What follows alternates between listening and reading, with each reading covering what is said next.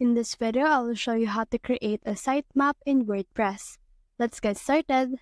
So in order to do that, what we can do is we can head over and then scroll down and head over and click on this plugin.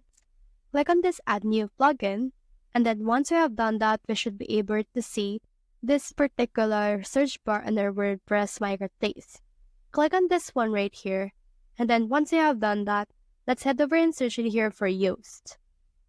Let's search in here for that. And you should be able to see this particular app right here. So what you can do is you can head over and install this app right here. Once it's been installed, you should be able to see it in your left sidebar. So let's scroll down right here.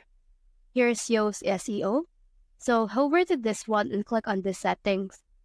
Once you have clicked on the settings, you should be able to see the settings of the Yoast SEO itself. So what we can do in this case is we need to click on the search bar right here, because as you can see, they have a lot of search settings. And then search in here for sitemap. You can see in here this XML sitemap. Click on that.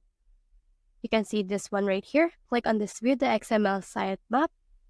And then as you can see, we have our sitemap right here readily available since we have installed the Yoast SEO.